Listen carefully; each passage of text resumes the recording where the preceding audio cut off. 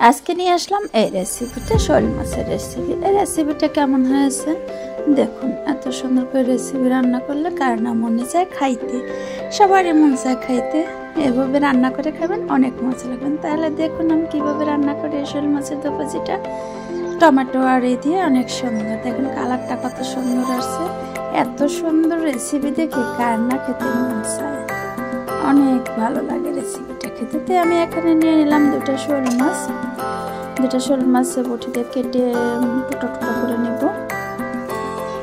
তারপর ধুয়ে বেছে নেব। আমি কুটে ধুয়ে নিয়েছি টমেটো, শোল মাছ আর ধনে পাতা আর কাঁচামরিচ পেয়েছি। এই কটা দিয়ে আমি রেসিপি রান্না করবো, আর মশলা তো দেবই, ওগুলো ছাড়া তো রান্না করা হয় না। আমি এইভাবে রান্না করবো দেখুন।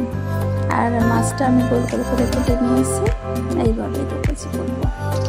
কড়াইতে তেল দিয়ে আমি কাঁচামরিচ পেঁয়াজ দিয়ে দিলাম, দিয়ে বাজা বাজা করে নেব। তো এখানে আমি পেঁয়াজটা ভাজা হয়ে গেলে সব ধরনের মশলা দিয়ে দিই, আদা রসুন বাটা, মশলা বাটা, তারপরে লবণ পরিমাণ মতন দিয়ে হলুদ মরিচের গুঁড়ো দিয়ে ভালোভাবে কষিয়ে নেব। তো আমি মাছটা এই তেলের মধ্যে পানি না দিয়ে ভালোভাবে কষিয়ে নেব, যেহেতু কাঁচা মাছটা রান্না করবো যাতে গন্ধটা না আসে। এই জন্য আমি তেলের মধ্যে একটু বেশি করে কষা কষা করে নেব, তাহলে মাছের যে একটা গন্ধ ভাব আছে সেটা আসবে না। তো এইখানে আমি সবগুলো মাছ দিয়ে দিলাম। এখন উল্টা পাল্টা করে একটু তেলের মধ্যে কষিয়ে নেব। আমি বললাম পানি দিই, পানি দিলে মাছটা সেদ্ধ হবে, কিন্তু আমি এখন এর মধ্যে একটু বাজা বাজা।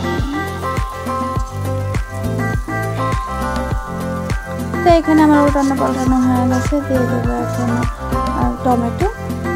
টমেটোগুলো দিয়ে নাড়াচাড়া দিব, দিয়ে একটু পানি দিয়ে দেবো,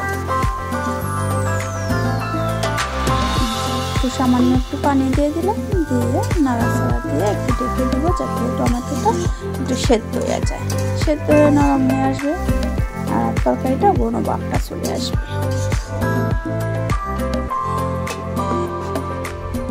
ঢেকে দিলাম, ঢেকে 2 মিনিট পরে ফিরে আসলাম 2 মিনিট পর। দেখুন তরকারিটা কত সুন্দর ঘন হয়েছে আর কালারটা কত সুন্দর হয়েছে। আর এইসব কালারের তরকারি খাইতে এত মজা, দেখতে যেমন সুন্দর খাইতে তেমন মজা। আচ্ছা, আমরা এই মজার মজার তরকারি খেতে রেসিপি করে রান্না করে নিই। আর যার আর এই রান্নাটাতে খেতে মন চায় আমার ভিডিও থেকে এভাবে রান্না করবে, ভালো লাগবে। আর যদি ভালো না লাগে, যে কোনো একটা সমস্যা হয়ে থাকে যে সবার তো সবটাই ভালো লাগে না, তাহলে আমাকে বলে দেবেন কমেন্টে।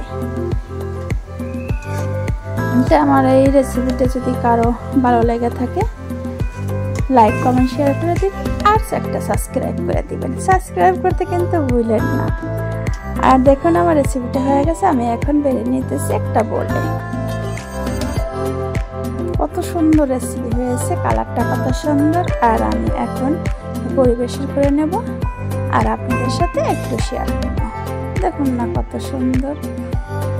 এই রেসিপিটা অনেকটাই মজা লাগে এইভাবে রান্না করলে। শোল মাছের দোপাজি তো রান্না ভালো লাগে, অনেকটাই ভালো লাগে। আজকের ভিডিওটা পর্যন্ত, আল্লাহ হাফেজ।